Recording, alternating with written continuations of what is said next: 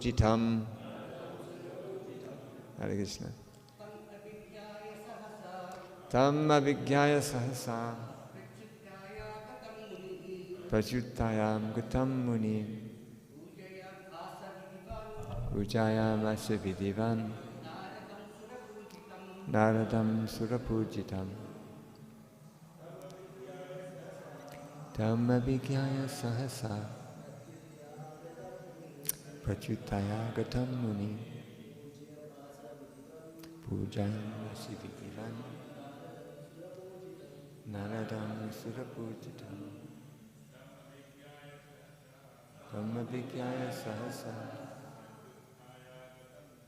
prachuttaya gatam muni pujayam asya vidivan naradam surapujitam.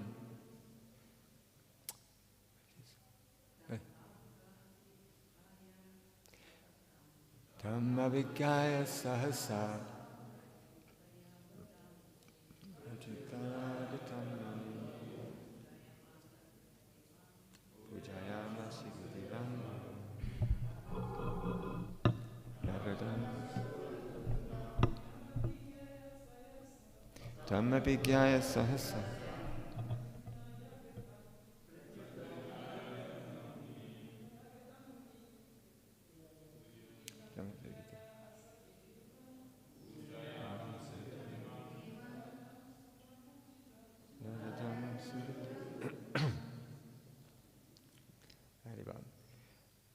Dham abhigyaya,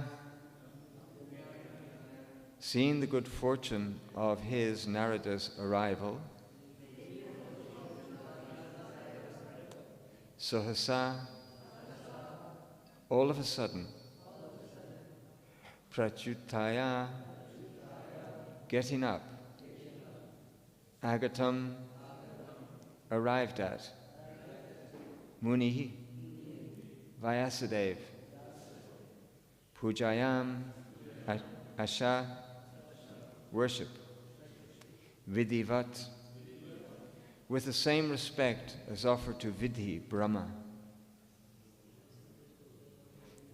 With the same respect as offered to Vidhi, Brahma, Naradam, to Narada, Surapujitam, worshipped by the demigods. Translation by Srila Prabhupada.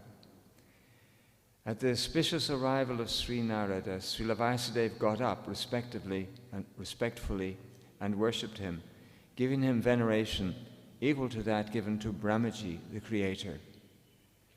With repetition. At the auspicious arrival of Sri Narada, Sri Vyasadeva got up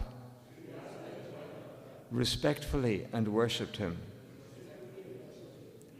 giving him veneration equal to that given to Brahmaji, the creator.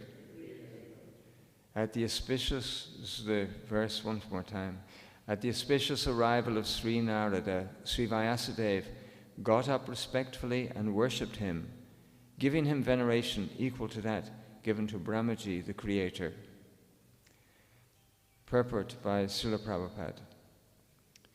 Vidhi means Brahma, the first created living being. He learnt it from Sri Krishna and taught Narada first.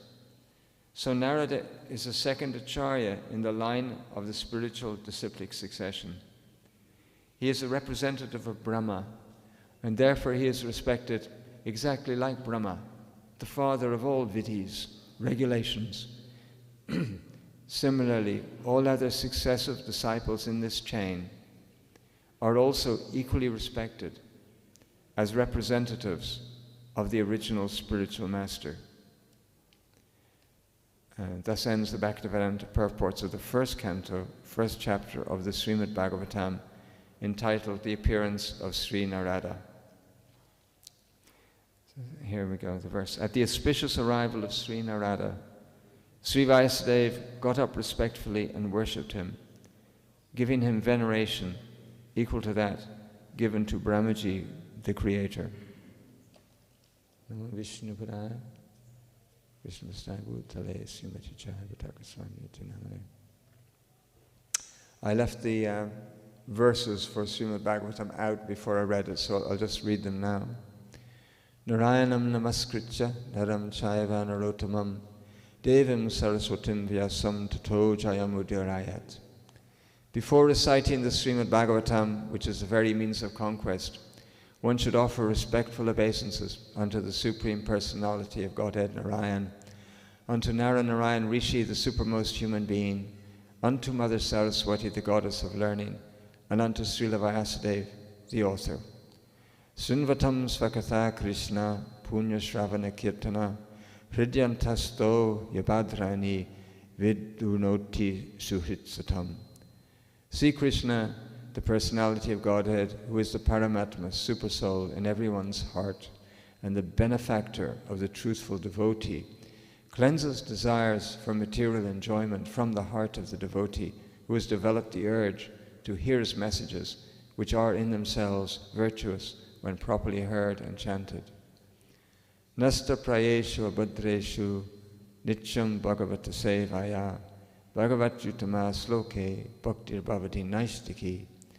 By regular attendance in classes on the Bhagavatam and by rendering service to the pure devotee, all that is troublesome to the heart is almost completely destroyed, and loving service unto the personality of Godhead, who is praised with transcendental songs, is established as an irrevocable fact.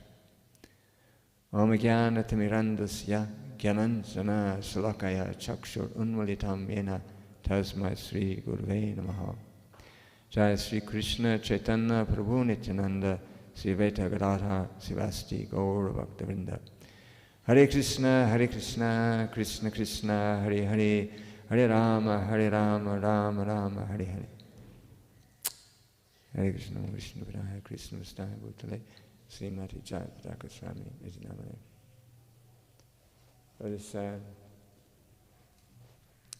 This wonderful verse in Srimad Bhagavatam, which seems almost like an incidental verse. It doesn't seem like greatly philosophical. Somebody has arrived and somebody gets up to greet them. And that's that.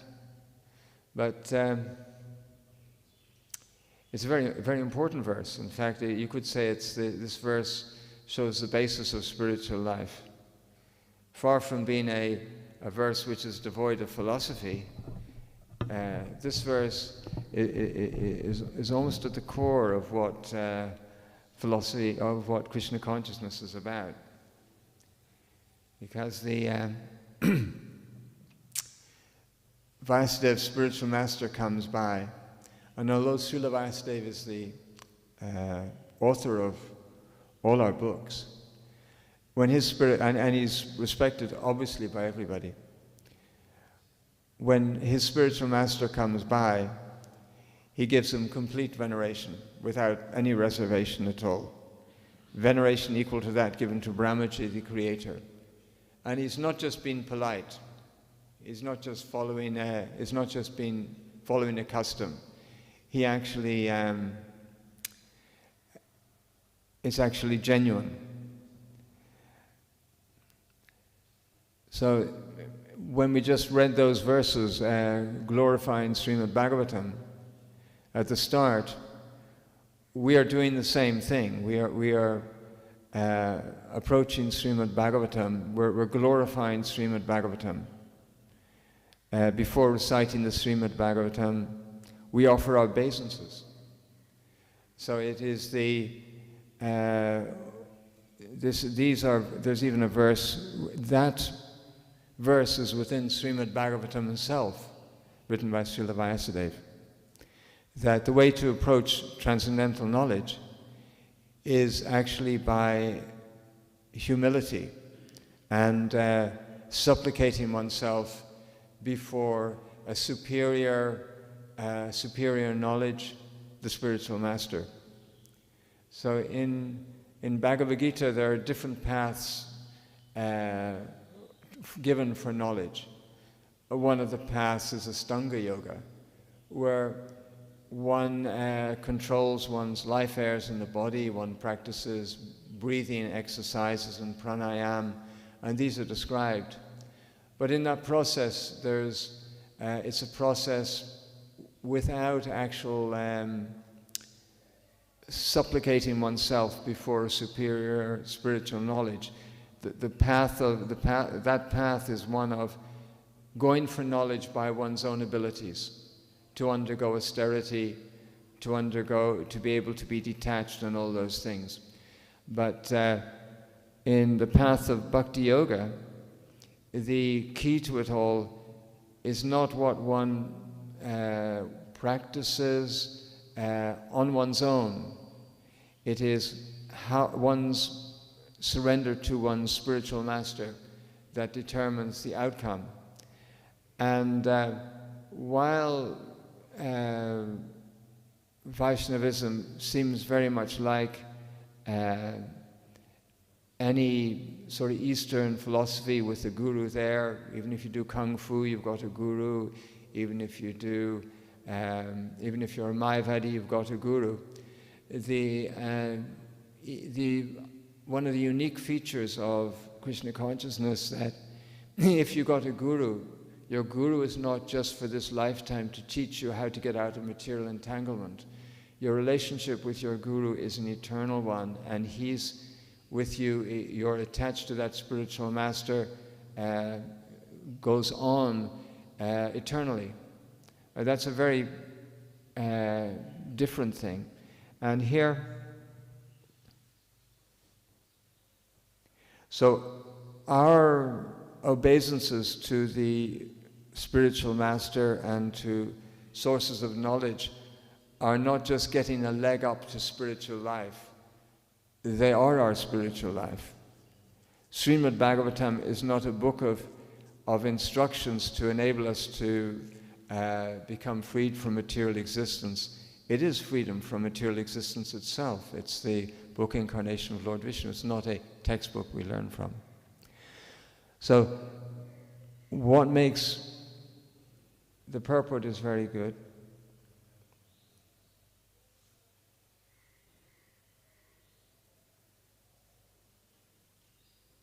Srila Prabhupada makes a very nice line at the end. As I say, Srila Prabhupada's purports are very complete. And the very last sentence is a very good sentence for everybody, because Prabhupada makes this verse much more relevant than it is at first reading in his last sentence. If I read through the purport again, you'll catch the last sentence. It's a very wonderful one. Purport. Prabhupada says, Vidhi means Brahma, the first created being. He's the original student as well as a professor of the Vedas. He learned it from Sri Krishna and taught Narada first. So Narada is a second Acharya in the line of spiritual disciplic succession. He is a representative of Brahma, and therefore he is respected exactly like Brahma, the father of all Vidhis, regulations.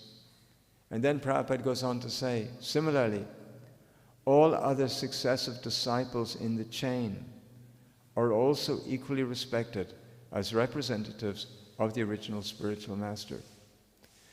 So the behavior of Srila Vyasadeva to Lord Brahma is not a unique one to Narada Muni, is not a unique relationship, because we all know Narada Muni is a totally transcendental being, able to travel anywhere. He doesn't die. He can wander in the spiritual world and wander in the material world. Who wouldn't give Narada Muni their obeisances? Hands up. If Narada Muni came in the room, who wouldn't give him their obeisances? Nobody. We're unanimous. Narada Muni comes in the room. You would give. Your hand was up? No. So we would all give Narada Muni our obeisances. Do you get a medal for giving your obeisances to somebody who can walk on air, travel anywhere he likes, give any benediction he likes? Do you get a medal for giving your obeisances to somebody like Narada Muni? No. It's very easy to. It doesn't require a great ability to do that. If you're Srila Vyasadeva, also, if he comes in, we'd all certainly accept him.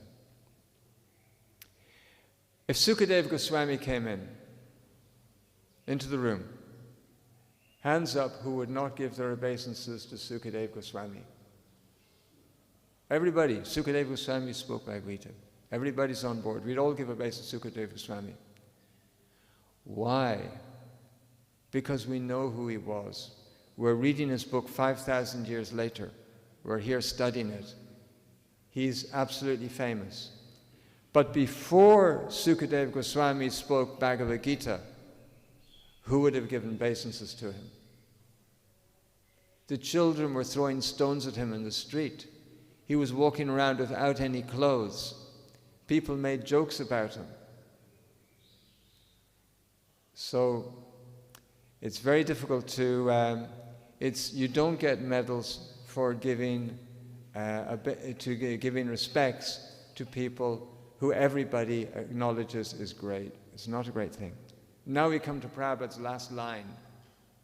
Prabhupada's last line in the purport will catch us all off guard. He says, similarly, all other successive disciples in the chain are also equally respected as representatives of the original spiritual master.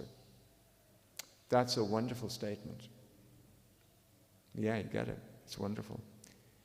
And before we recite Srimad Bhagavatam, we also say a verse. It's Om Jnana Timirandasya Jnananjana Salakaya Chakshurun Militam Yena Tasmai Sri Gurave Namah. And that is very easy to pass over, but for somebody like Srila Vyasadeva to say, I was born in the darkness of ignorance, because he is fixed in so much knowledge, he's able to say that and has the humility to go before his spiritual master. But that is a very high realization, to be able to accept that one is born in the darkness of ignorance and the spiritual master has actually rescued one. Srila Prabhupada had that realization. He said, I was lost in material life, and with tears in his eyes, he said, my spiritual master saved me. Srila Prabhupada was born in a family of pure Vaishnavas. From birth, he had Radha Krishna deities. When he put the Radha Krishna deities in a box, they told him, take me out of this box. He had many wonderful experiences, yet he considered himself to be born in the darkness of ignorance. He considered himself to have been saved by his spiritual master. So, if it's possible for Srila Prabhupada and Srila Vyasadeva, why is it so difficult for us?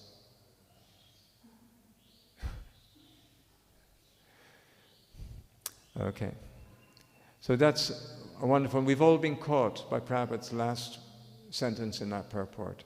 Similarly, all other successive disciples in the chain are also equally respected as representatives of the spiritual master. So this is a wonderful, wonderful verse. So let's think a little bit about how we are actually, because there's all sorts of reasoning you can give as to why your spiritual master hasn't saved you. And but that's not there.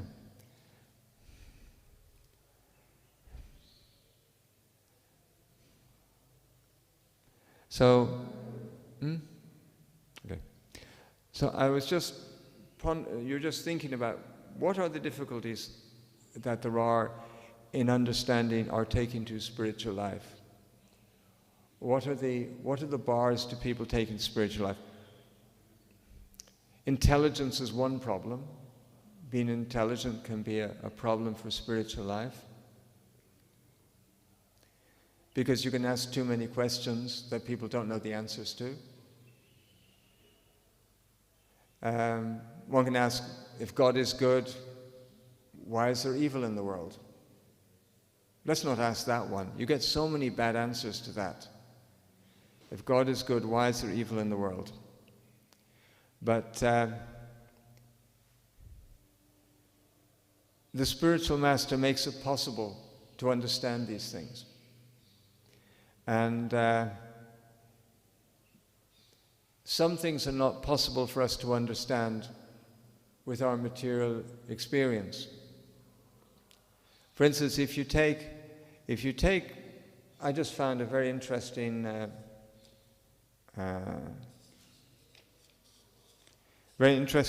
tract by Bhaktivinoda Thakur on Christianity that deals with this question of why there is evil in the world. It was quite interesting. So it's not an anti-Christian one.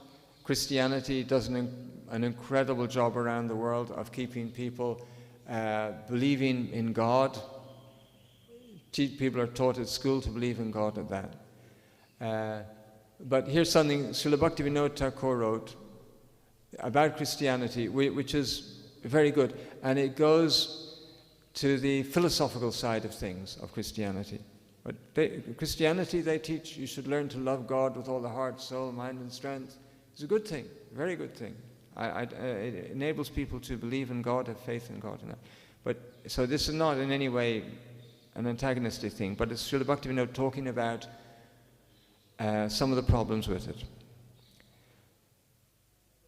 And I'm getting on to the question of if God exists, why is there evil in the world?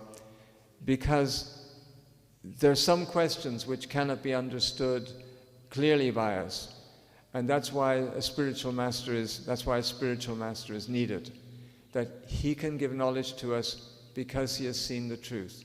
There's difference between information given by somebody who's in parampara and connected to Krishna. Their answers will be different from answers given by people who are trying to understand, in the mode of goodness, trying to understand through their own intelligence, somehow or other, how these things happen. Watching the clock. Okay, so Srila Bhagavatam, here's Bhaktivinoda Thakur talking about Christianity. And then we'll go on to an explanation by Srila Prabhupada of why there is evil in the world if God is all good. And it's an amazing answer. And it's not easy. It's an answer, he answers in two parts. And it's a very amazing answer. It doesn't answer the question, but it actually, it passes the test without saying some things are too difficult for us to understand. It's a very, very good answer he gives.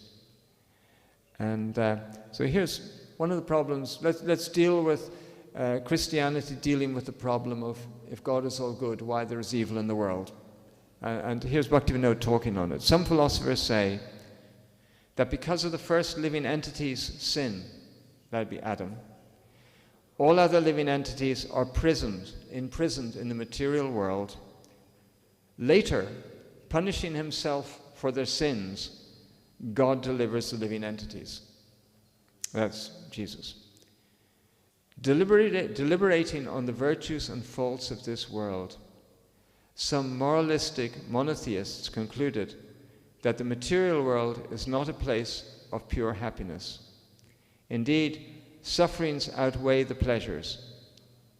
They claim the material world is a prison to punish the living entities. If there is punishment, then there must be crime. If there were no crime, then why would there be any punishment? What crime do the living entities commit? This is the problem. Why is there punishment if there's no crime? If God is all good, how come things go wrong? And here's Bhaktivinoda Thakur speaking very nicely. Unable to properly answer this question, some men of small intelligence gave birth to a very wild idea. God created the first man and placed him in a pleasant garden with his wife. Then God forbade the man to taste the fruit of the tree of knowledge. Following the evil counsel of a wicked being, the first man and woman tasted the fruit of the tree of knowledge, thus disobeying God's command. Because of this offense, all other living entities are offenders from the moment of their birth. Not seeing any other way to remove this offense, God himself took birth in a human-like form took on his own shoulders the sins of his followers, and then died. All who follow him easily attain liberation, and all who do not follow him fall into an eternal hell. In this way, God assumes a human-like form, punishes himself, and thus liberates the living entities. And then Bhaktivinoda Thakur says, quite rightly, an intelligent person cannot make sense of any of this. These philosophers say that the living entity's life begins at birth and ends with death. After death, he is not born again. After death, he attains the results of his actions in that one lifetime. And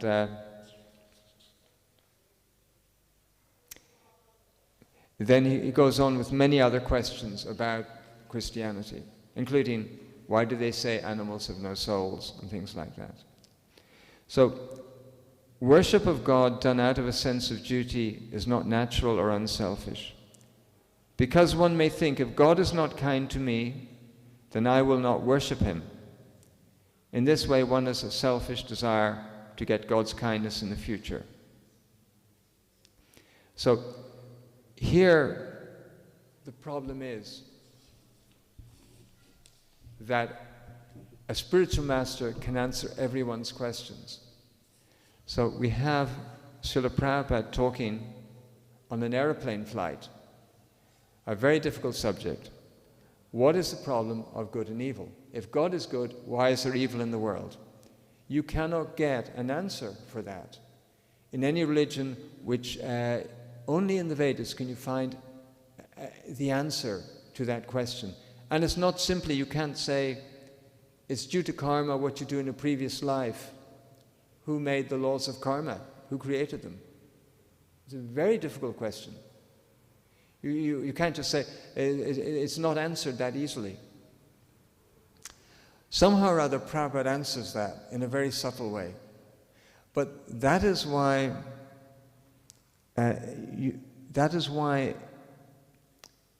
one is born in the darkness of ignorance. You cannot make sense of these things.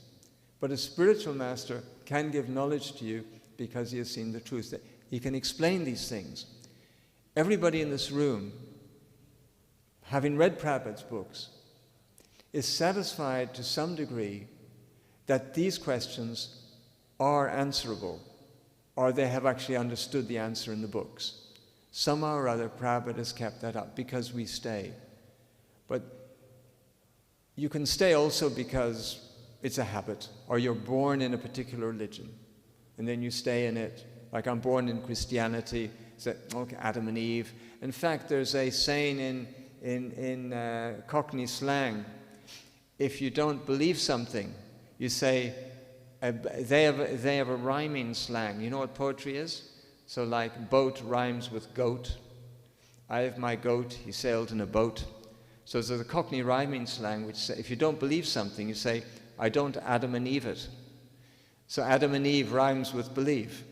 So even in common speech, if you don't believe something, you say, I don't Adam and Eve it.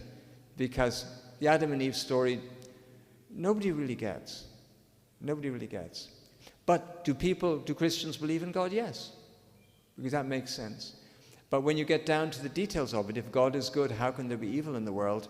Adam and Eve just doesn't make it. So what is the story? How can God be good and there be evil in the world? We should understand that. Is Krishna good?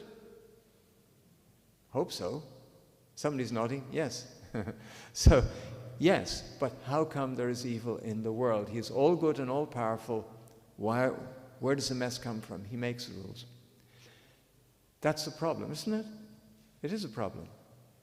Very difficult to explain. Prabhupada's answer, if we go over it very carefully, then we'll be able to get it. It's a very good answer.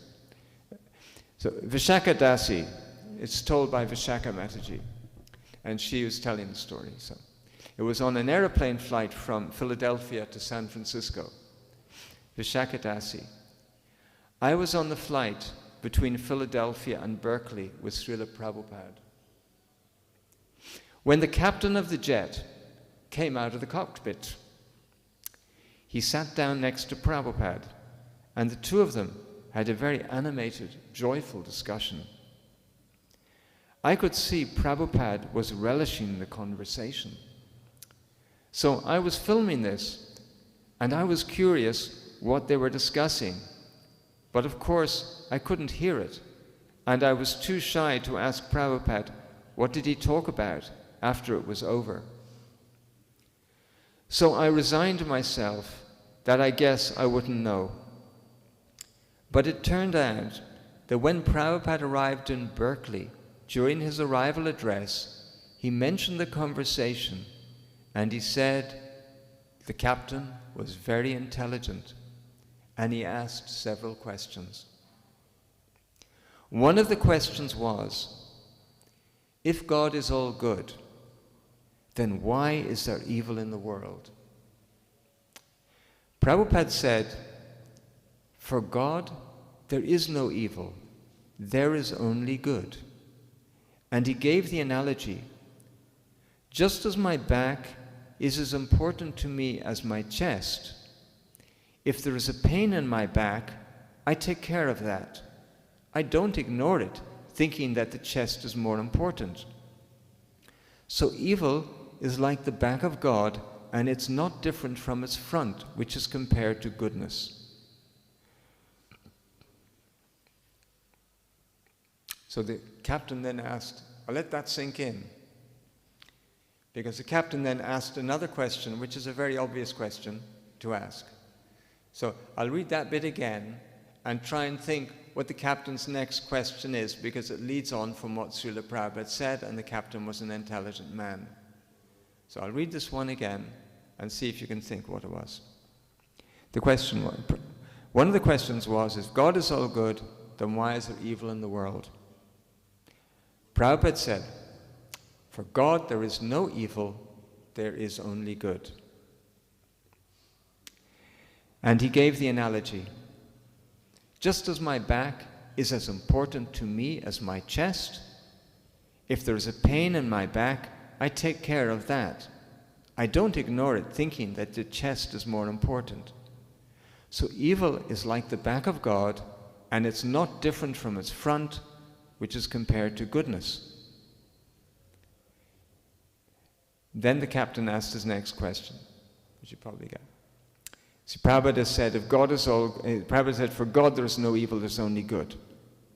Now the captain asked a very good follow-up question, because he's able to understand what Prabhupada was saying. He said, if everything is good from God's point of view, how can there be evil?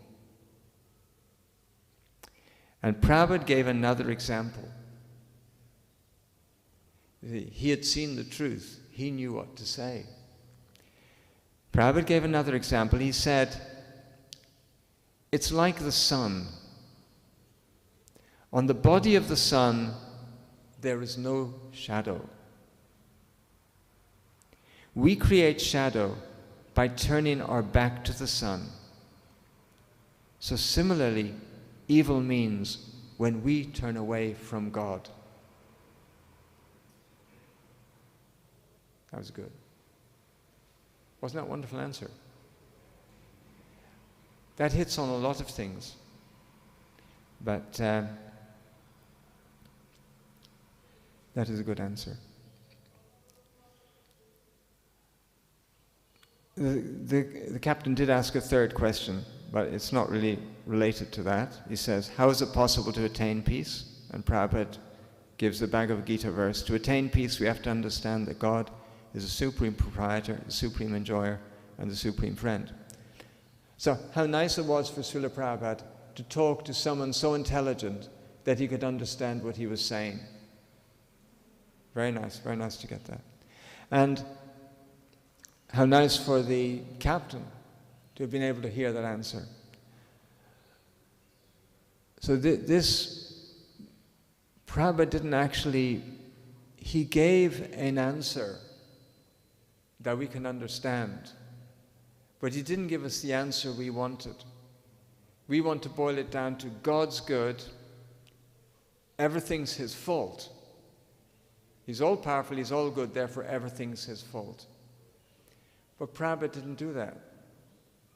He said, for the sun there is no shadow, but we create the shadow. So something lies with us. Now, he didn't say it was because Adam 60 generations ago in the Garden of Eden ate of a tree because an evil entity made it eat it. He doesn't get into that. He says with us lies some fault. He just gave as much as it's possible to say and for people to understand, to be able to answer that question. Why is there evil in the world? And basically he was saying, because there's some fault with us. There's no shadow on the sun. Now what that fault with us is, he didn't go into. And neither did the captain pursue it. He accepted Prabhupada's answer. Very nice, very, very beautifully done. So that's why parampara is important. And we don't know Srila Vyasadev's relationship with Narada Muni. How Narada Muni, I think Vyasadeva was, we don't really know how Srila Vyasadeva interacted with Narada Muni, but Narada Muni was a spiritual master. And in this world, everyone is born in the darkness of ignorance. Srila Prabhupada said, my spiritual master saved me with tears in his eyes. Srila Vyasadeva, when his spiritual master comes, he gives him total veneration and total respect. He owes him everything. And Srila Prabhupada said, similarly, all other disciples in the chain are equally respected as representatives of the spiritual master. And the day when we accept our spiritual masters in the same way, you don't get a medal when Narada Muni comes into the room for falling down and surrendering to him. You don't really get a medal when Srila Prabhupada comes into the room and you fall down and worship him. You'd be very unintelligent not to. Look at what he's done. He's empowered by Krishna. But there was a time when his godbrothers called him Abai Babu, the chemist. There was a time when Sukadeva Goswami, people throw stones at him and called him bad names. We do not know who our spiritual masters, the disciples of Srila Prabhupada are. We do not know. Their role is very special. So similarly, Prabhupada says, all other successive disciples in the chain are equally respected. There's not a difference. As the representatives of the original spiritual master. So they're equally respected. We don't have spiritual life without our spiritual masters. Most people here are disciples of Srila Prabhupada. And so we have that special relationship with Srila Prabhupada. He's our Shiksha Guru. We're reading his translations. But our own spiritual masters are super important. And that is an instruction by Srila Prabhupada. And he doesn't say all other gurus in the chain are equally respected. He says all other successive disciples in the chain. He didn't say all other acharyas are equally accepted. He says all other successive disciples in the chain are also equally respected as representatives of the spiritual master. Very, very careful choice of words. You can't get out of that one. So this is not only just a wonderful verse, but a tremendous purport and very, very relevant. It's very, very good. So I'm just watching the clock. Okay, we're okay.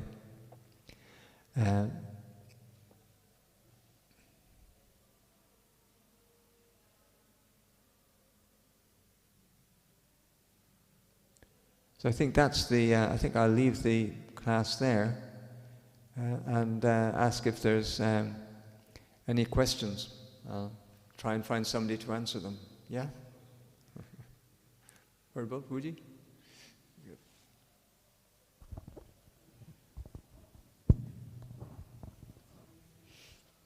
Hare Krishna, thank you for the class. Well, I was just wondering if you could elaborate a little further on what you said about the Guru being like the eternal the eternal guru. Okay. Yeah. I don't know if that's exactly how you said it, but that's right. Yeah. In Mayavad, followers of Shankaracharya, they take a spiritual master, a guru, and they treat him properly. They hold and they're not Vaishnava. They're impersonal. They go to the point of liberation from material existence. When they worship their gurus, especially on one day of the year, it's called Guru Purnima, and all their gurus are worshipped on that day. So they don't take the guru's special appearance day. Guru Purnima, I think it may be, is that the appearance day of Srila Vyasadeva? Does anybody know? Is Guru Purnima the appearance day of Srila Vyasadeva? Huh? Yes, I think it is. So they've got a spiritual master who's representing Srila Vyasadeva, and they don't accept that the guru they take initiation from he helps them understand and trains them, and they serve him to the point of liberation, because he's representing Srila Vyasadeva, who wrote the Vedanta Sutra and all that. And then they just, there's no more connection with the person. He's done his job, the disciple's done his job, carried water up the steps for him, and the guru's given him knowledge and that, and then it's finished. So it's over then. So that's the Mayavad conception of a spiritual master, and that's most people's idea of a spiritual master.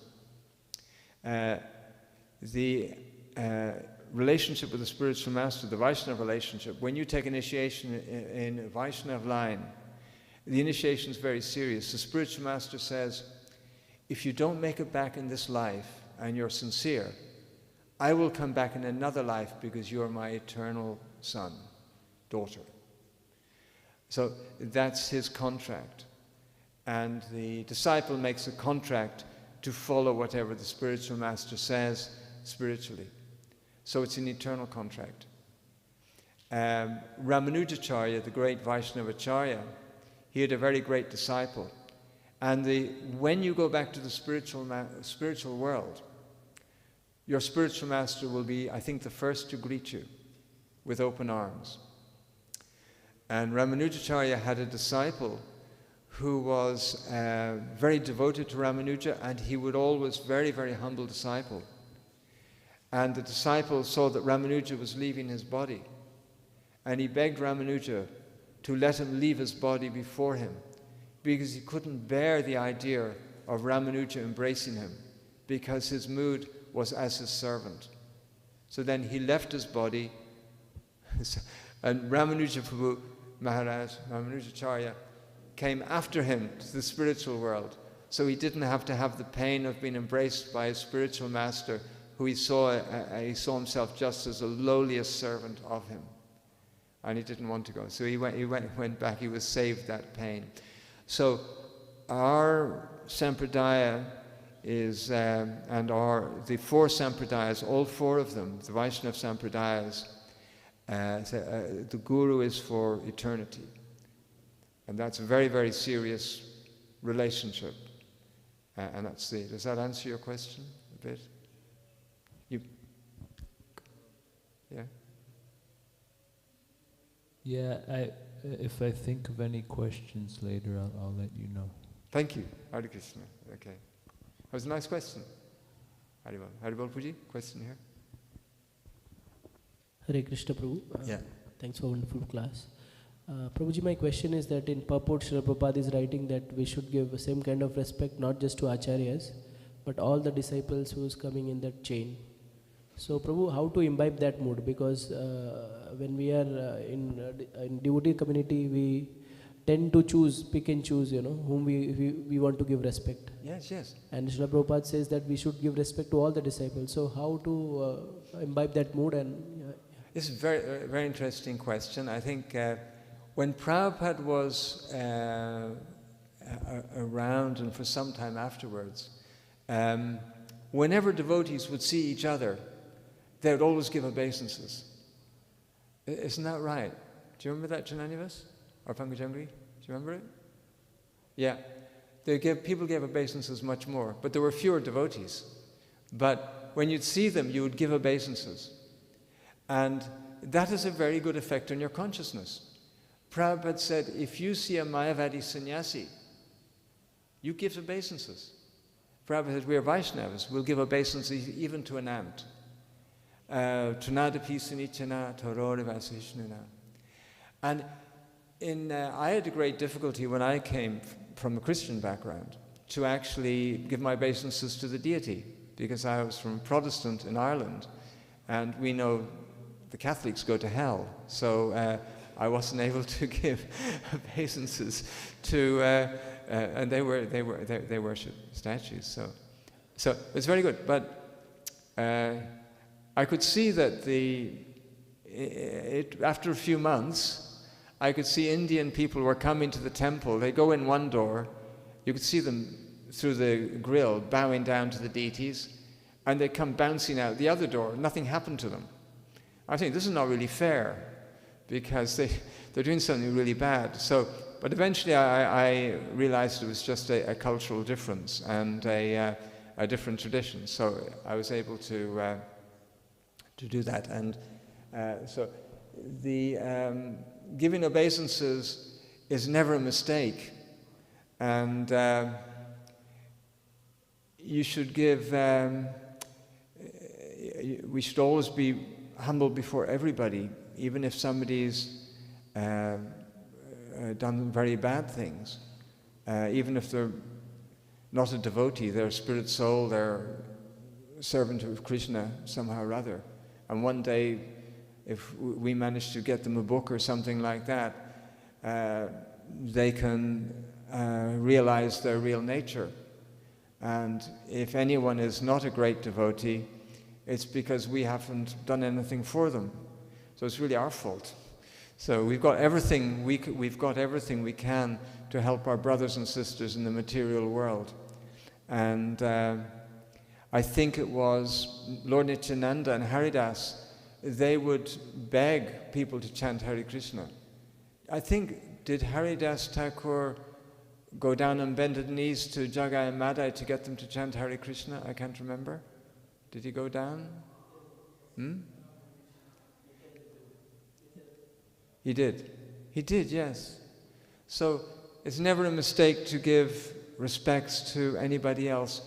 And I find myself, it's just, it's very good to do that, because it also, I just recently been trying that. If you find someone you're envious, someone you don't want to give obeisance to, if you give them your obeisances, you'll find something leaves your heart. It's rather a nice experience. Something leaves your heart. And then you feel so good, you start running around giving everyone your obeisances and embarrassing yourself. But it's always a good thing. It's always a good thing. And all other successive disciples in the chain are equally respected as representatives of the original spiritual master. It's never a mistake. And when here's a very interesting point that you did bring up, and it's connected to Prabhu's other point, and that was, you've got an eternal spiritual master. Okay, you know who your father is, because your father, it's on your birth certificate. So how can you go looking for choosing a spiritual master for eternity? How does that work? That's really the question, isn't it? Yeah. That's a very interesting question. So we know it works. So how does Krishna do it? That's the real question. We can work backwards from that one. It's when you do find a spiritual master, I don't really know the mechanism. I don't know the mechanism, but it is our philosophy. And the spiritual master is also a transcendental via medium, that everything gets passed back to Krishna. So you've really got to find that person. And that person who inspires you. And all of Srila Prabhupada's disciples, practically, are recipients of his mercy. So, in that sense, you just find someone who inspires you, and you can just have great confidence, because Srila Prabhupada gave all his mercy to his disciples. And they will act like we're very, very lucky. We're very, very lucky to have his disciples here. Prabhupada had all his confidence in his disciples. And even if they're bad, they're good. Even if they're bad, they're good, because they're disciples of Srila Prabhupada, and built everything up from nothing. When he was 69, at the fag end of his life, with no money and no one to look after him, and he tried so hard in India and nobody came to help, they came to help. And they built up everything and fulfilled his desires. So even if they're bad, they're good. And you'll be okay. Makes sense, Prabhu. Thank you very much. Thank you, Pujit. Hare Krishna. Anybody else got any? Oh, at the back. Last one. I might not hear you. Hare Krishna. Sorry. Yes, thank you very much. Great class. Now, in the disciplic succession, the process was when they were bad, then an arrangement was made to have a reinitiation, say at the Harinam level, or even at the... Was this the right decision in retrospect, looking at it? Does it still go on today? Will it still go on today? My short answer to that is that because of the disciplic succession, because of the one family under Krishna, there is always that connection there, even if your guru goes off or goes bad. And there's been so many examples there. So really, has what's happened in the past, and it happened to me, just been a formality. And the real answer is in this purport here from Prabhupada. How do you feel about that? And it will continue on. Will it continue on? And is every situation different? Okay. Hare Krishna. Okay, that's a nice one. Puji's saying that when a spiritual master, say, leaves Krishna consciousness and that, and gives up his disciples, what's the relationship of the eternal spiritual master and that? I know that Bhaktivinoda Thakur, his spiritual master, was not Jagannath Das Babaji Maharaj. He took initiation from someone else. But Jagannath Das Babaji Maharaj, who we have on our altar, was his Shiksha Guru. Is that correct in any of us? It is, yeah. It was his Shiksha Guru. So he didn't take Diksha again. He had Diksha and he had a Shiksha Guru. And it's, as I say, we don't know exactly how this whole thing works. Just as Prabhupada gave a very good answer to a much more difficult question, why there is evil in the world, which is, if anyone wants the paper, you forget it. It's so subtle, it slips out of your head. You have to read it again to get it right. It was a very, very wonderful answer. So, and it wasn't direct, it was very thoughtful. And like the same thing with this eternal spiritual master. We have to accept it as being true. We have to accept that God is good, even though, and God is all-powerful, even though things are seem to be such a mess. We accept that because Prabhupada said so. And Prabhupada gave an explanation which is very good, which we can accept. So how does this eternal spiritual master work? We know we have to do it because Narada Muni, Vyasadeva, and Srila Prabhupada is saying we have to do it. That we don't have a choice. We have to accept our spiritual master as eternal right. If things go wrong, somehow or other we have to get the pieces together and forge ahead. Is it a mistake to get reinitiated?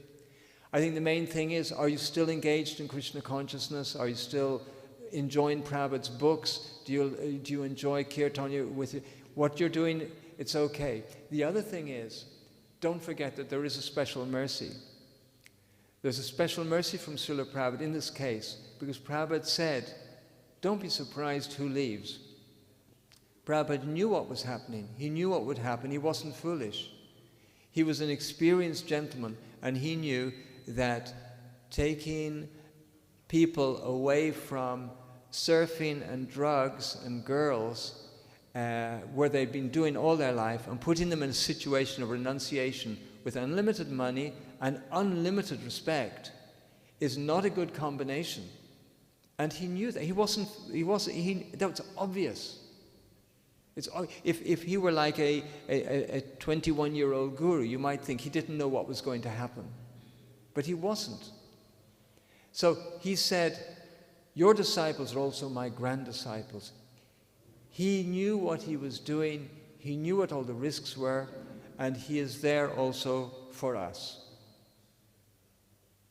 And we're very, very fortunate. So we shouldn't think anything else other than that. So we're in a special case. Prabhupada said, I am giving wartime sannyas. The situation necessitated what Prabhupada did because there was an emergency situation. He did what he did because there was an emergency. He made decisions which nobody else could have made. It was unbelievable what he did. And then, so he knows what he did, and he's also there for his grand disciples. So this is a special occasion. As you said, it is not an ordinary occasion, it's a special occasion. But the philosophy doesn't change. Jayapataka is my eternal spiritual master. That's the philosophy. I have to accept that, even if I don't like it, even if I find faults, whatever it is. That doesn't help. That is our philosophy, and if I can get into that frame of mind about my spiritual master, I will be successful. But I'm working on it. It's a work in progress. So you're quite right. This is a special circumstance, and we've got special mercy to deal with it. It was a nice question. Thank you. All Srila Prabhupada's disciples, even if they're bad, they're good. Okay? Hare Krishna. Okay. Thank you all very much. All right, Srila Prabhupada. Hare Krishna.